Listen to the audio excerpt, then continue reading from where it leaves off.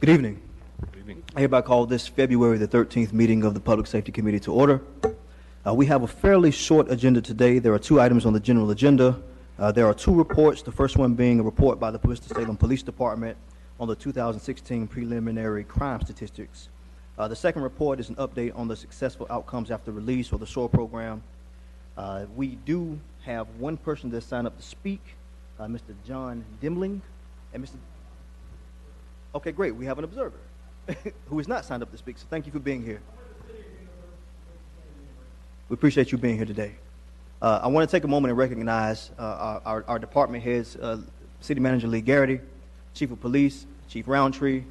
I saw Mr. Sadler, Director of Emergency Management, and the fire chief isn't here, but the second ranking fire chief is Chief Stowe, who is here today, so we thank you all for being present along with the staff. Items on the consent agenda, there are 2 items are unanimously approved unless a member wishes to be pulled for consideration. If nothing, it is approved by a sweeping motion. Members of the committee are the items that should be pulled for consideration. Seeing none, I entertain a motion. Motion to approve consent agenda. Second. Motion and properly seconded. All in favor, please say aye. Aye. That is unanimous. Thank you. Item G1, please. Item G1, Winston-Salem Police Department's 2016 preliminary crime statistics summary. Thank you, Chief. Before we get to you, Mayor Pro Tem Burke. Yes, I was going to say, Mr. Chairman, we do have the public safety attorney. Yes. Attorney Sykes, thank you for being here. Charge it to my mind and not to my heart. That's what happens when you start calling names, you forget somebody. Chief Roundtree. Good evening, Chairman Taylor, Mayor Pro Tem Burke, Good and evening. members of the Public Safety Committee. Good evening. Tonight, I wanted to brief you on the Police Department's preliminary 2016 crime stats and also give you an update on some WSPD accomplishments and challenges going forward in 2017. This information is provided in your packet. I do have quite a few slides, but I'm not going to go over each slide. I'll just hit the highlights, and then, of course, I'll be here to answer any questions that you may have. Just looking at the crime stats for 2016 as compared to 2015, of course, we did see an increase in Part 1 violent crime. Part 1 crime classified by the FBI crime statistics includes your murder, rapes, robberies, aggravated assaults, and the Part 1 property crimes includes burglary, larceny, and motor vehicle theft. We did see an increase in the Part 1 violent crime, but we saw a decrease in Part 1 property crimes. Total Part 1 crimes, we saw a reduction of 3.3%. Our Part 2 crimes, or the other associated crimes, we saw a decrease of 6.1%. And total crime, we saw a reduction from 2016, 2015, we saw a 5.2% reduction. So it's, I know our violent crimes are the ones that gain a lot of attention in the media, in particular the homicides. But again, I did want you to know that we did see an overall reduction in crime of 5.2%. Just to give you a few highlights of homicides, again, we did see an increase. Our yearly average is about 15. 15 for the last 10 years, we had about 15. Our lowest was in 2013 when we only had 8 homicides. Just by comparison, again, this is what I just mentioned, 24, 2016, 17, 15, in 2014, and 13, 15, and then in 2012 we had 8. Just to give you an example of some of the causes of the homicides, of course, 19 were with firearms, and then we only had 1 in each category of personal weapons, cutting instruments, vehicles, and then blunt objects. Of the 24, total homicides again was 24, and then total homicides incidents were 23. And 2 of the homicides were justifiable homicides where no prosecution would be sought. Just give you a little bit of information about the demographics. 22 victims were males, 2 were females, 16 black, 7 victims were white, and 1 Asian. Known offenders that we know up to this point based on information and arrests, 17 offenders were black, 2 offenders were white. 11 of the 24 homicides at this point are still, 11 of the 24 homicides have been solved. Just to give you a little information about the comparison compared to other North Carolina cities, With the exception of Charlotte, the other three, where the other four cities are actually close in population to Winston-Salem. Again, we had 24, 2 were justifiable, Charlotte 68, Durham 43, Greensboro 39, Fayetteville 31, and Raleigh 27. You have these graphs. I'm not going to go over each one of these graphs. I know. Yes, sir. If you don't mind, Chief, if we can just, if we have any questions about homicides, and I'll just sort of start it off. Okay. Well, members of the committee, any questions about homicides? Are you concerned about the number of unsolved? I mean, 13 that are unsolved. I mean, does that strike you as a high proportion? Well, yes, we're always concerned. We would love to solve each one, but of course, we want to make sure that we get it right with the proper information so we can have a successful prosecution. If you noticed in 2014 and 15, we did some extensive work and outreach to the community to try to get information. We produced 2 separate videos, and we did some digital advertising to get information from the community to try to solve those homicides. And I'll talk a little bit more at the end about our clearance rates. Great. Even though we have 13 that are still unsolved, our clearance rates are above and beyond the state of North Carolina and also the nation for homicide clearance rates. Councilmember Larson. Our clearance rate include the 2 justifiables? Well, the 2 justifiable homicides would not be reported to the state because they were justifiable. We always include it just to give an accurate picture to the community of the homicides that did occur here in Winston-Salem. So we're carrying them as 24, but it's really 22 is what you're saying? That's correct. It's really It's 22. a little confusing. So 50% of our homicides have been cleared so far? Yes, sir. Mayor Pro Tem Burke. Yes, I was going to say, the homicides, are they people who know each other? Are they working people? Are they people migrate from one place to another? Well, from what we've seen, Chief Thompson is here tonight. She may be able to add a little bit more. From what we've seen, with the exception of one of the 24 homicides, the assailants or the perpetrators and the victims, they were associated in some shape, form, or fashion. Whether they knew each other from the community, whether they had a particular relationship together, they were known to each other. Yes.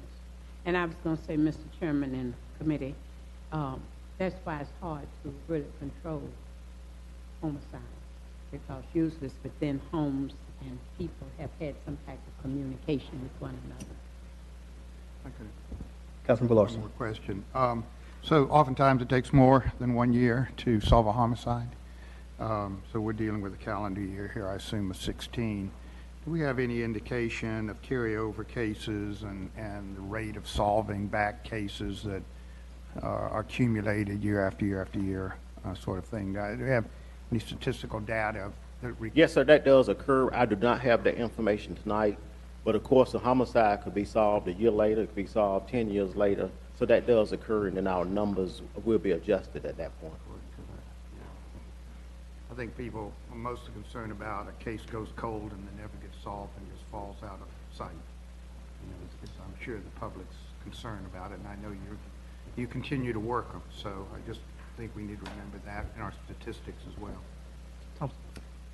Good evening. Good evening. I just want to add just a couple things that kind of make the numbers a little bit clearer to you, and that is in some cases we have homicides that, like the numbers that Chief is reporting, they officially are unsolved. And by that, we have a couple of cases where the district attorney has all the information, and for all practical purposes, there is a offender that we are aware of. However, the district attorney, for whatever reason, and there's different reasons in different cases, at this point has not made the decision on prosecution. And he takes a number of things into consideration. So while we can only officially say that we have a particular number, in this case 11, solved, we do have the information. In some of the cases, there's no one else that we're looking for, if that makes sense. In one particular case, we have a chief reported that we had 24 victims and 23 homicides. Is that correct? Is that the way it was reported? And in that case, we had one homicide, one incident that was a double homicide. We, for the most part, we're not looking for anyone else. One of those deaths, there's been a charge on it. The other one is just trying to work through the details on it in terms of whether or not a crime, the case would be charged as a homicide. And I know that's kind of a little bit confusing, but in that situation, the district attorney has to weigh out everything, the facts in the case, and if he can't find the facts to charge someone for the death, then we can't count it as a solved homicide. And so that's why the numbers look, we take pride in our clearance rate, and Chief said he'll mention more about that more towards the end, but our detectives work extremely hard, and they're constantly working to try and get all these cases brought to a justifiable end. It's just some things beyond our control that we can't get an actual prosecution or conviction on, or prosecution on in this case. If the district attorney decides that the case is not strong enough to take forward, what happens to that case as far as the police department is concerned? Then we will clear the case. It won't be clear. We have different ways of clearing cases. Some are prosecution declined. Some are cleared justified. So it just depends on how the district attorney rules will determine how we close the case. But it's a dead case. I'm sorry? It's a dead case. There's no further investigation. There's no further action on the part of the police. It's filed away and that's it.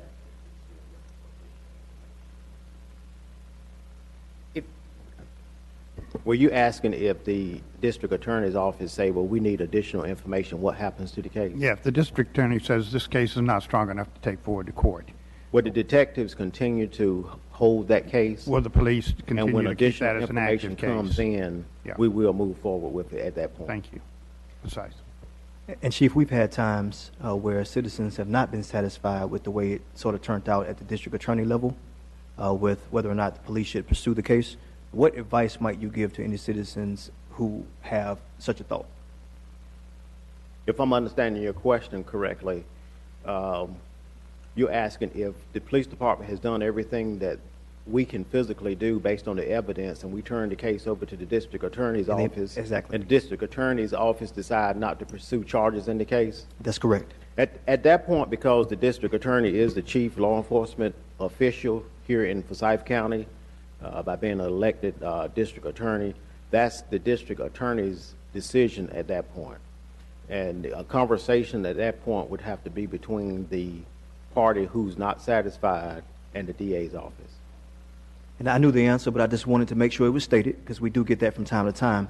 I think we both agree that one homicide is certainly one homicide too many, but it does give me some sense of solace that we are definitely on the lower end of homicides compared to major cities in North Carolina. I always ask a couple of questions, but I wanted to let the committee sort of speak first. Are these random acts of violence? Are the relationships between the deceased and the other party? And you've answered that. The other question is just sort of what are we doing? I know you've got Facebook information now, you've got social media information out. We're doing several things to get the word out to try to solve some of these cases. Could you touch on that one more time, please? Well, we'll continue to work with the community. Of course, we have produced several digital advertisements. We're also working in conjunction with our Violent Crimes Task Force. We're working with the community. We're working with Crime Stoppers. And I may be missing a few things that we're doing internally. The cases are never dead, so to speak. A case may go cold, right, but the case is never just thrown away until we get some additional information. Anytime we get additional information, we'll be glad to use that additional information to help solve the case. Thank you. Councilmember McIntosh, and then we'll move on, Chief. Last year, we saw the numbers jump up pretty early on in the year and stayed sort of above pace the whole year. And I know I've had conversations with you and also the city manager about patterns. And I know throughout the majority of the year, there wasn't anything really that you guys could put your finger on in terms of, was there a new drug on the street or something? Or do we have any better view of that now? Or how much of this activity was drug-related, gang-related, or is that just not a big factor in the overall quantities. The majority of the homicides, from what we saw, again, they were related with individuals that knew each other. We had a very, very unusual April and May with homicides, and that really ran the numbers up. We can't really say that any particular homicides were specifically gang-related. The majority of them were just dispute between individuals, with the exception of that one that I mentioned, disputes between individuals who they had access to a weapon, and they chose to use that weapon. Am I missing anything? Just that while we're not sure, we can't point our finger to any one particular thing. What we can say, and as you mentioned, any homicide anywhere is too many. But what we can say is that across the nation last year, there had been a spike, and in some cases, a huge spike in homicides in particular. Just for instance, you had Orlando had 49 in one day. It just happened across the year for some unknown reason. Thank you. Mayor Pro Tem Burke. We like to be unique. We don't like to sort of compare how many some other people are doing. We've said this a lot of times, and we do everything we can to prevent it. But something that I saw on television, ordering these guns, where you can order through the mail and put them together. May you speak about that a little bit? Chief Roundtree. I've seen some of it. I'm not really familiar with a lot of that, but there is a way where individuals are bypassing and finding loopholes in order to get weapons. So that means you'll have less control on the weapons, like the guns, in the city. Yes, and we work quite a bit. We have a representative from the PD that works, or who's assigned and cross-sworn with ATF. We are looking at a lot of these different things where individuals are accessing weapons. We're also seeing where there's a lot of straw purchases, where an individual may go in and with the proper qualifications to purchase a weapon, but they're actually purchasing large amounts of weapons for individuals who are not authorized under federal law to possess a weapon. So we are working with our federal partners to try to address some of that as well. Do we have many teenagers, children, people under 18 guns? Well, we've seen it where the numbers kind of run across the board. Of course, unfortunately, we did have one homicide here in the city where some very young individuals committed homicide on another young individual. I think they were two individuals age 12 actually committed a homicide on a 15-year-old. So they're getting access to weapons either from homes or where people are not leaving the weapons secure.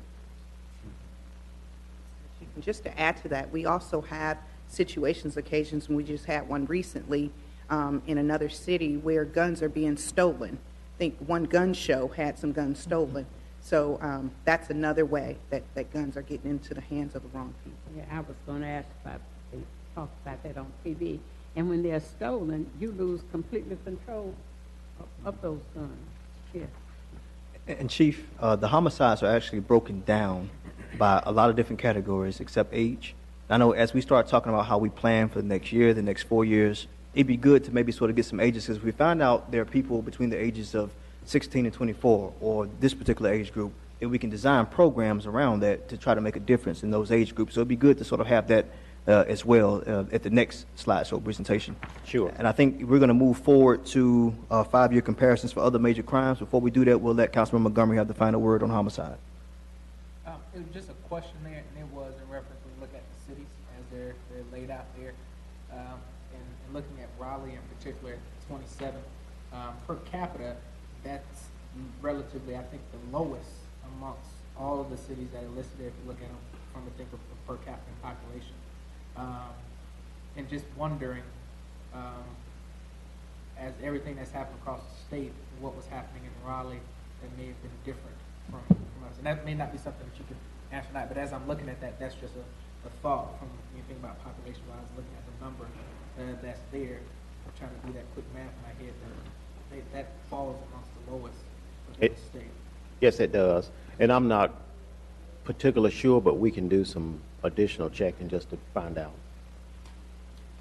Thank you, Mr. Montgomery. Chief, we will move forward to rate, please. Okay, well, just to move on, as I mentioned earlier, I'm not going to go over each graph because you have those already in your packets. I will stop at the one that's talking about the 5-year criminal arrest record. What you see in 2012 compared to 2016. Of course, things kind of plummeted in 2015, and in 2016 we saw a slight increase in our overall criminal arrest trend. And you may ask, well, what's the reason for that? Again, I don't have a scientific reason. I can just give you reasons based on the national trends where arrests are down across the country. And I think a lot of it is because of what we call in the policing world the Ferguson effect, where officers aren't going out making those proactive stops just based on some of the scrutiny that they may face later.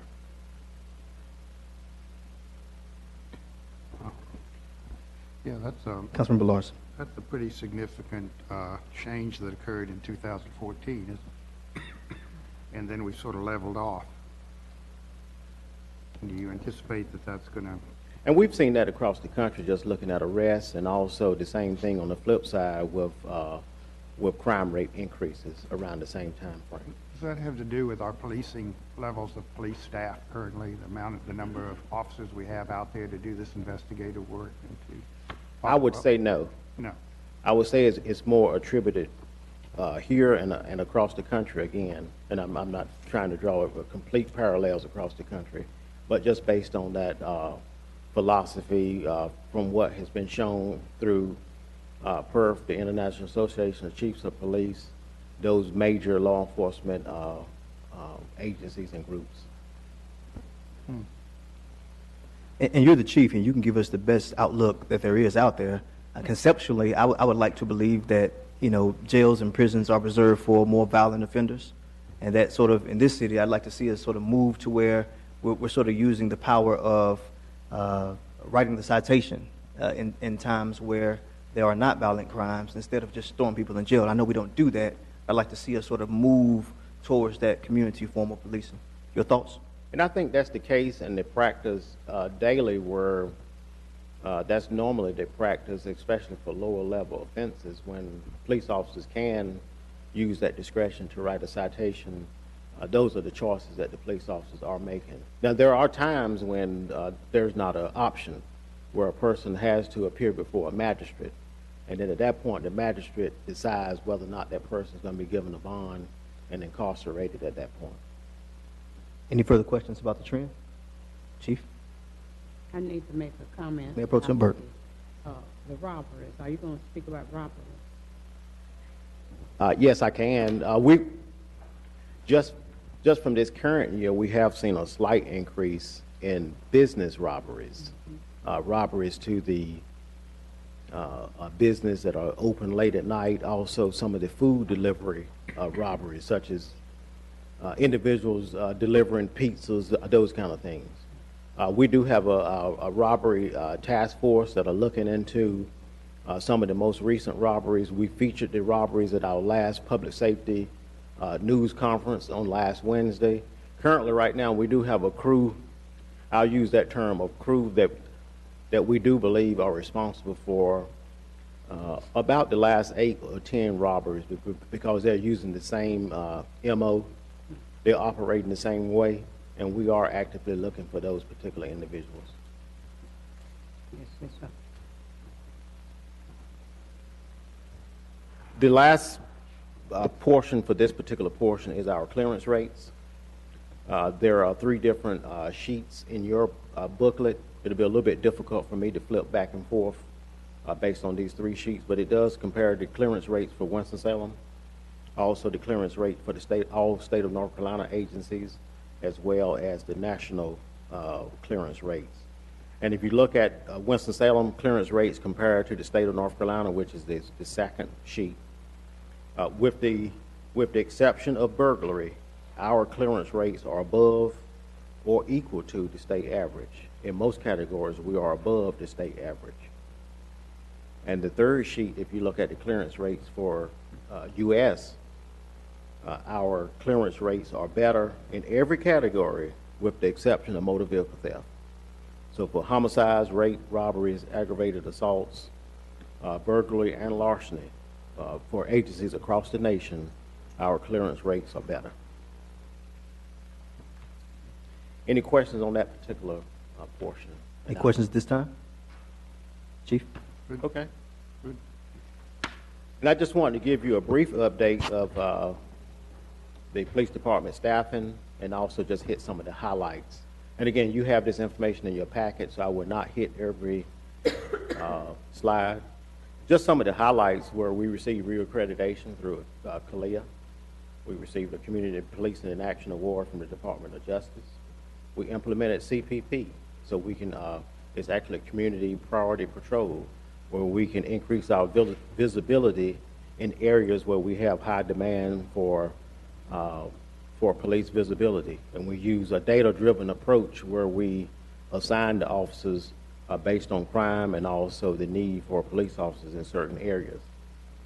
We've implemented several community service and building projects during 2016. We graduated BLET Class 69, and we enhanced our recruiting strategies. We also received some national recognition for our policing initiatives and police efforts. Again, we led the state in raising funds for North Carolina Special Olympics. But we also, what I wanted to do and what I think is very important, we enhanced our employee appreciation and recognition efforts. One thing in particular we start doing is giving employees an actual plaque once they are promoted to a new rank. We started that with the last round of promotions that we had at the first part of the year, and I believe just based on the employees' comments that went over very well. We enhanced several of our equipment and technology enhancements in the police department, and we are still pushing supervision and leadership training for our supervisors and police command staff. We've implemented, with the help of human resources, implicit bias training for all our sworn personnel. That actually starts next month through a national expert in the field on implicit bias. And of course, July the 1st of 2016, we implemented, by way of the city and county agreement, countywide forensic services that's being ran by the police department. Any questions on those two slides? Just to give you an outlook, and this is not any kind of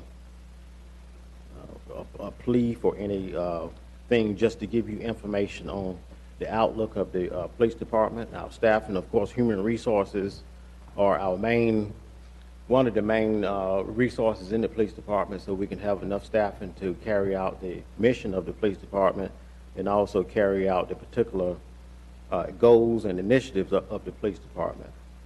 So what we are seeing is a current, we do have a current a shortage of police personnel. We just graduated Class 70 Friday before last, and we have 15 recruits that graduated. Today, we started Class 71, and we have 19 recruits in that particular class. And I say that to say because both of those classes were slated to have a minimum of 40 recruits in those classes. And I'm going to come back to that point here in a little bit. But just looking at some of the resignations and attrition rates for 2016, we had 21 resignations in 2016. 15 officers indicated pay was a factor. 11 officers took positions in the private sector, and 10 took other sworn positions in other agencies.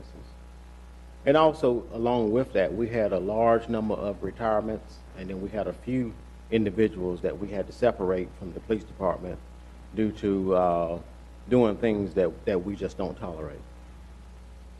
Just looking at some of the places where some of the individuals left to go to work, you see several different law enforcement agencies here on the sheet. This is just a brief breakdown of the individuals who resigned to go to other agencies. And again, attrition and with 14 retirements and also 16 potential retirements in 2017. What we're seeing, and I believe that we're seeing that when individuals reach their projected retirement, they're not hanging on any longer than they used to years ago, with the exception of a few of us. They are not hanging around. They are not hanging around much longer when they have the opportunity to leave. I wanted to skip to this particular slide and highlight that you see in class 70 and 71, we had less than 400 applicants to apply. That number is normally 1,000 to 1,500 applicants that we have to apply. So I say that to say that based on the current environment, there will have to be a fundamental shift in the way law enforcement is viewed. Because right now we can't get individuals to even be interested in completing the application. Not to the level where it used to be. Again, you see 262 applications for class 70, and you see 363 for class 71. Where normally, again, that number is normally 1,000 to 1,500 applications. So that shows you how the funnel and the field has narrowed over the last 2 to 3 years. And this is not unique to Winston-Salem, what I'm saying right now. This is across the nation. Chief, before you move forward, Councilmember Montgomery had a question. A question in reference, and it may just be just timing or whatever, but in terms of class 70 and class 71, small in terms of this increase in terms of number of applications. Was there something different done in that time frame? You know, some of the things that council did last year in reference to police department, could you attribute any of that to increase in applications in that process? Well, Connect any of that? Yes, sir. I do believe that any increase in the starting salary gives us a little bit of edge over some of the other agencies across the state, because we're all looking for the same applicants pretty much. Now, our recruiting is and has been a national effort where we recruit across the nation. I do think that we received a few more applications because we did some special recruiting. We took some recruiting trips up to New York where individuals are in the Secret Service or in the civil service exam process, but they have a long waiting list. So what we did, we stole the idea from another agency that we heard about in North Carolina, and that was one of the things that they were doing to actually build up their recruiting classes. The class that I mentioned that started today with 19 individuals, 9 of those came from one of the recruiting trips that we did in New York. So if it wasn't for that particular recruiting trip, it probably wouldn't have been worthwhile to even start that class today. Now for class 72, that's scheduled to start, I believe it is in October. We have a large number of individuals that we benefited from one of those recruiting trips in New York. Well, and then the other question I have are you seeing any age difference in those who apply initially in terms of those applicants that you're getting now? Are they older than some of the normal recruits that have been coming in terms of just sort of normal applicants? I would say that the age is probably about the same. On average, with the exception of a few people here and there, on average, the age is probably going to be around 24, 25 who apply. You can actually start BLET at age 20, as long as you're 21 by the time you get sworn in. I asked that question because anecdotally, looking, you would think that part of the perception issue would lie in the younger demographic and whether or not you would see a larger number of older people. There'd be an age difference, but as you're saying, there's not. Mayor Pro Tem Burke. Yes, I was going to ask you about Winston-Salem State. Are we getting any of the recruits from there? That's the first question. And then just an observation. Also, do you have anything with the schools where the police go in and try to let the children understand to appreciate and respect the police? Because when they look at television, anybody want to be a police today, I mean, that's a brave person. Because of the disrespect that you just see just so openly about how you treat police and how you talk to police. So what are they doing, what in the schools to try to help that? Okay, your first question, you asked about Winston-Salem State. Of course, we currently do have a scholarship. The scholarship originated or started at Winston-Salem State, and it has since gone across the state. Currently, and I think I have one slide on here, currently we have 3 individuals that are taking advantage of the scholarship, one being from Winston-Salem State University. In the schools, of course, we are in, at some level, we're in just about all the schools across the county. In the city, we have 20 schools that we're SROs. But we do champion the police department. We have mentoring programs in several of the schools where the SROs are taking the initiative. We have a youth police academy in the summer where we try to get youth interested in being police officers.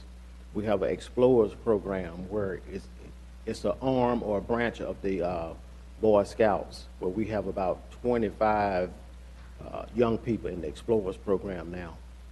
And in addition to that, of course, we do the different and various programs around the city to try to get young people interested in being a police officer, as well as getting young people where they're not afraid of being a police officer, afraid of police officers, and they're willing to come up and engage police officers.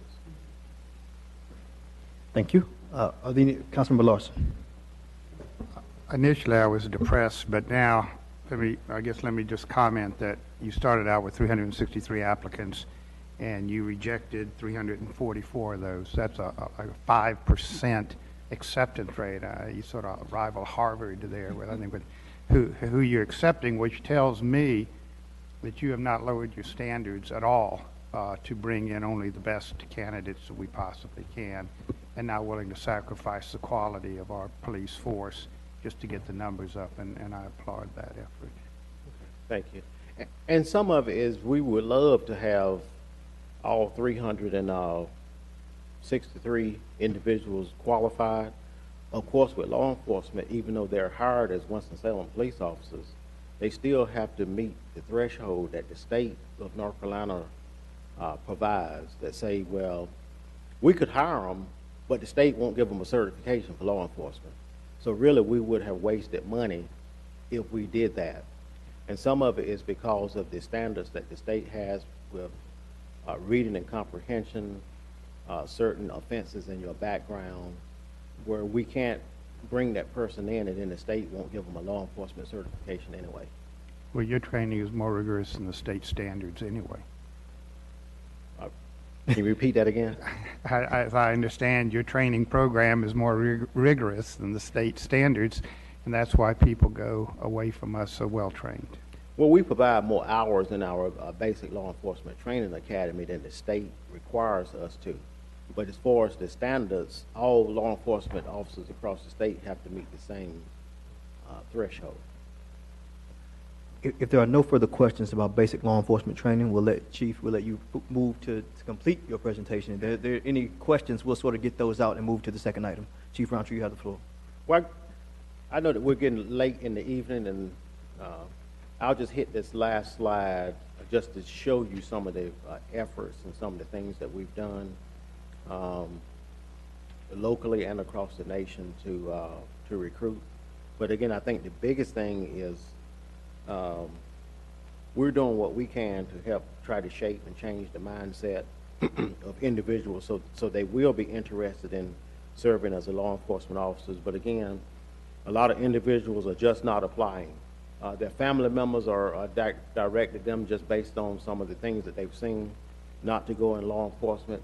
And we've also started seeing when we've had legacy police officers, where they are directing their kids not even to get into the law enforcement profession. So I told one individual, I don't know if it's going to get worse before it gets better, but we will continue to do everything that we can do to make sure that we have the police force that the city of Winston-Salem deserves, and we can make sure that we carry out everything that we need to do. And Chief, I know we agree that I think the department does a great job protecting and serving our citizens. So we appreciate the work that you do and all the men and women in the Winston-Salem Police Department. Have you completed your presentation? Yes, instead of prolonging it any further, if you have, there are a few other slides, but of course you have that in your packet. But if you have any other questions, I'll be glad to answer those questions for you. Are there any final questions for Chief Roundtree at this time, members of the committee or council members? Councilmember McIntosh. Did you beat Wake Forest in the hockey game Saturday night? I was actually out of town, but I'm not. But we did win. Good. Excellent. Excellent. Good work. That's why we Montgomery. recruited more Yankees, so we Okay, can. good. Yeah, good. Councilmember Montgomery. And I know that we do a lot from marketing communications already with PD, but I think as much as possible, and I know we've seen them here at committee at different times on the positive interactions that law enforcement is having in the community. And I just wonder if there's an opportunity for us to use different media outlets, keep telling our story, how our officers in Winston-Salem are doing a great job of engaging and interacting with our citizens in a way that makes Winston-Salem truly a model for others. And I know we talk about those things, but I just wonder if there's different ways that we can get those images out, get those interactions out, whether we're using social media, using Channel 13 or other ways, just getting those images and those things to people to see. Hey, look at these officers and what they're doing and how they're engaging. Just wonder how we can continue to develop that. I know there's stuff happening already, but just different ways we can keep doing that just for our community, just to keep impressing upon, as much as we see that's happening in the national light, Winston-Salem has a great police department. Yes, sir. And we do, we probably burden marketing and communications quite a bit because we do use them for different things. And we also, in-house, we also try to push our brand and push our message out, especially the positive stories as much as we can. All right, Mayor Pro Tem Burke, we'll let you bring us home. Yes, I was going to say, I'm always saying they need to talk more about themselves. I don't think they talk enough about themselves, and they need not be modest, because we're a good example. We are sometimes further ahead in a lot of these places. We are. And I've said to the chief, the city manager, when President Obama called together a group of people to see how they could make this United States a better place, the things that they were talking about, this city was already doing. So Yes, we're a ma'am. good example. We're good role models, and you're exactly right, Councilman Montgomery. They need to do more to talk about what we are. Yes, thank you. Thanks again, Chief, and to all the department, we appreciate what you do for our people. Thank you. All right, we have one last item on the agenda, and I imagine it won't be very, very long. We partner with the police department to sort of work to reduce our crime and keep our citizens safe. One of the programs that we use is the Successful Outcomes After Release program, which is sort of a program that works with youth groups, a program that works to sort of employ former offenders in the city. It is a great tool that has been heavily used and does an excellent job. With that being said, we'll move to item G2, please.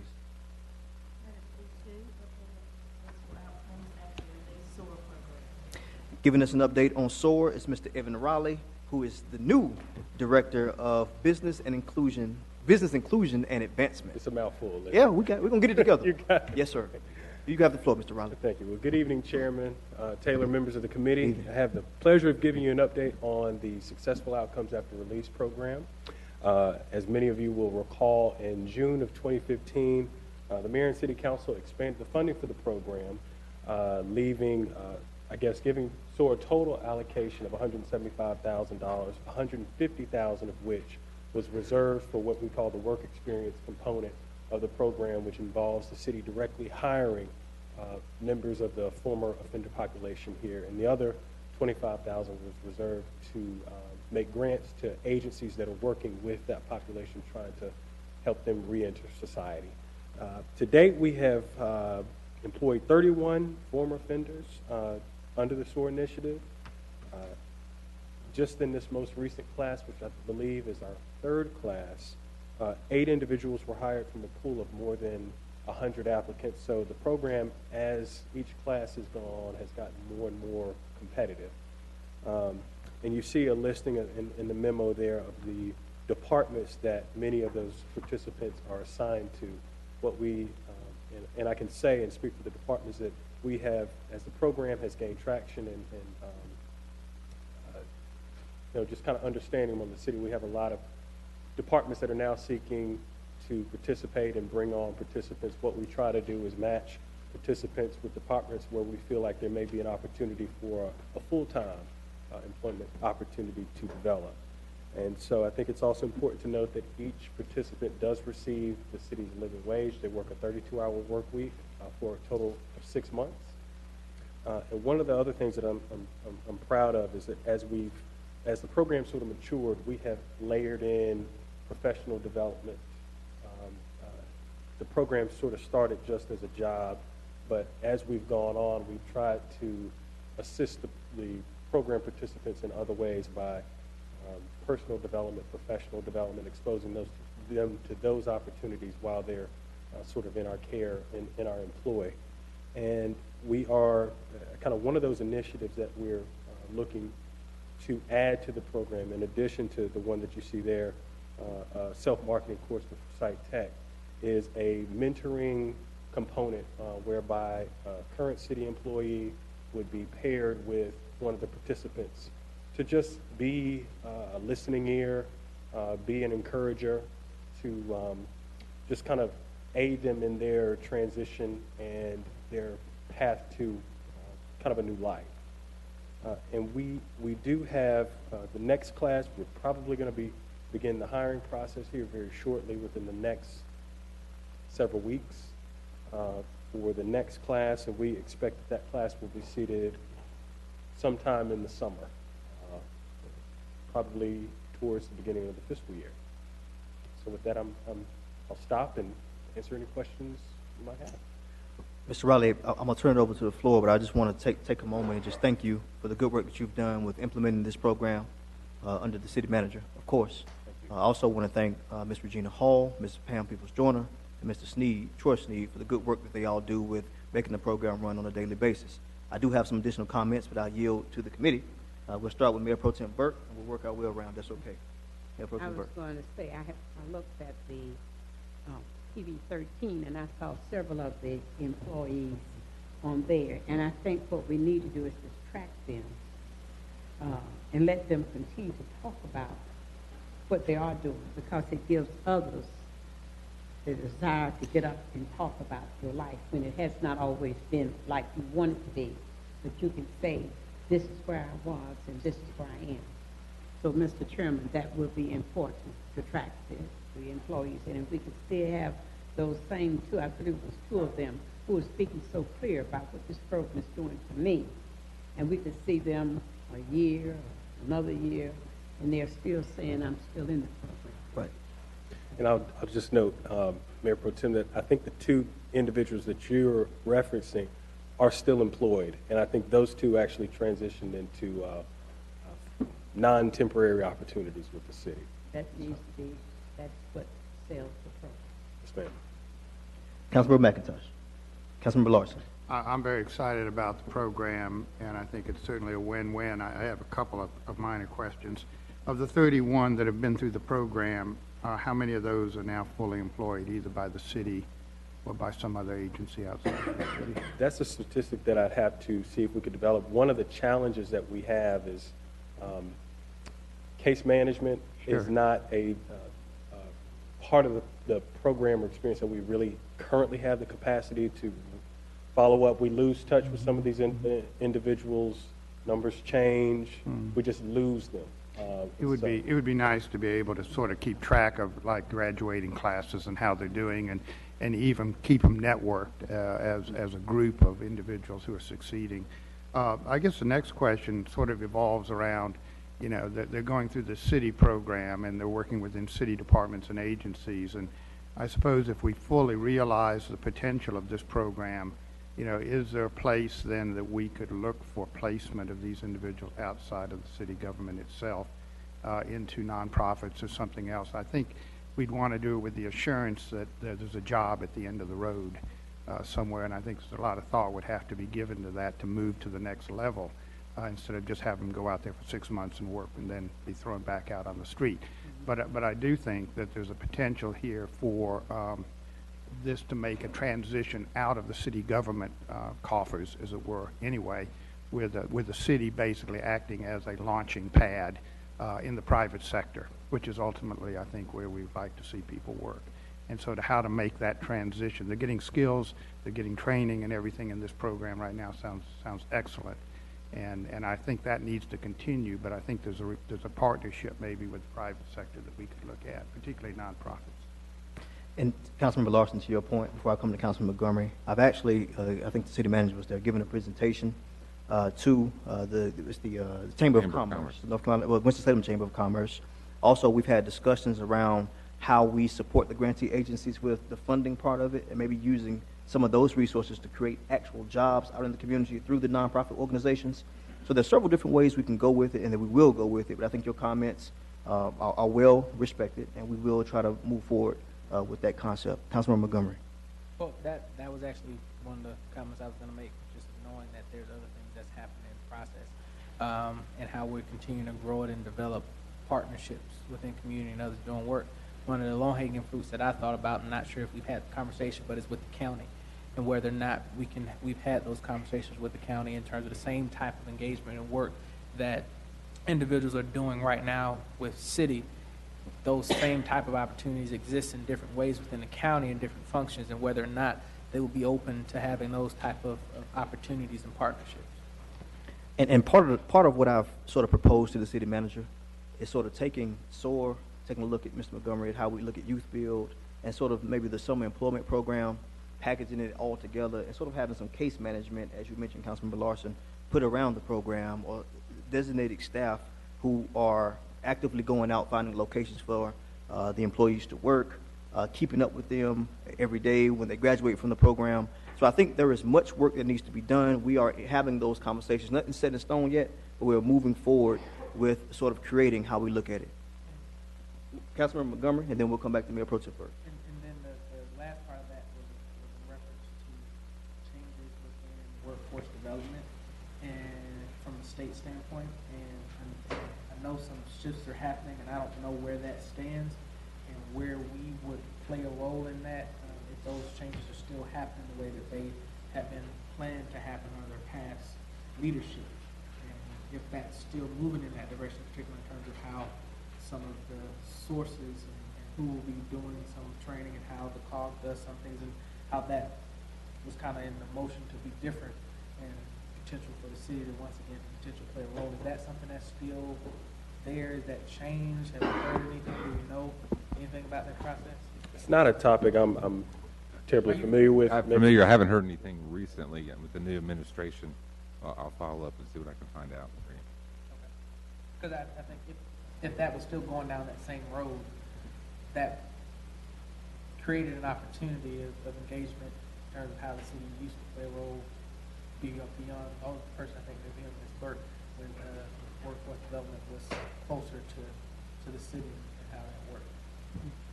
Mayor Pro Tem Burke. Yes, I was going to say some of the companies that want to do business with this city, they have in their plan reentry.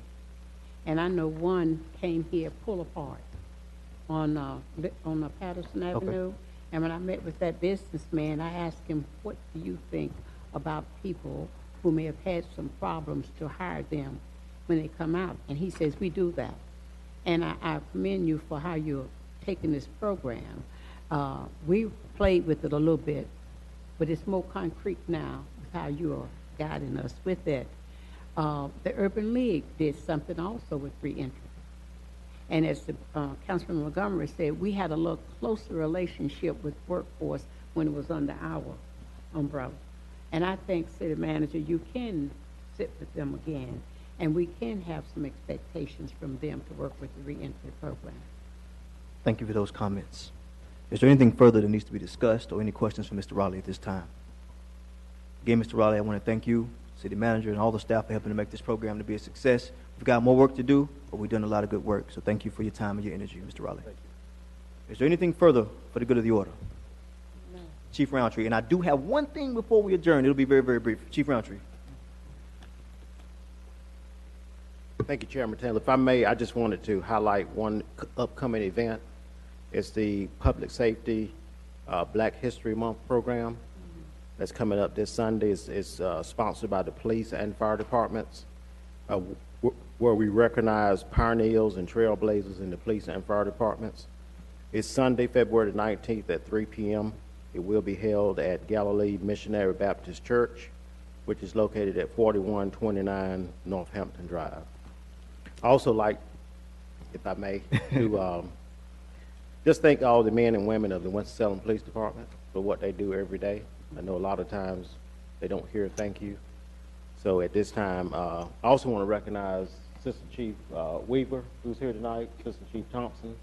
Assistant Chief Brook is not here. His wife was a little ill, so he had to go tend to her.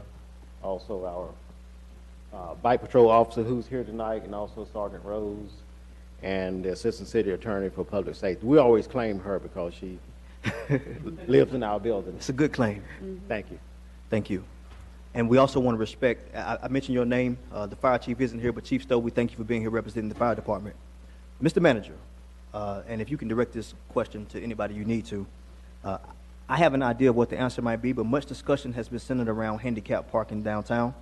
And my question is, does parking enforcement, you know, the men and women who ride around in those little cars issuing tickets for parking violations, do they have the ability to issue tickets to people who illegally park downtown in handicap spaces? Yes, they do. And do they actually go out and issue those tickets? I believe they do. So does the police department as well, does issue tickets for handicap violations. We plan to bring the handicapped parking issue to this committee next month. And I'd like to sort of tie that to the conversation as well. Is there anything else that needs to be discussed for the good of the order? No. Seeing nothing further, we'll consider this meeting to be adjourned.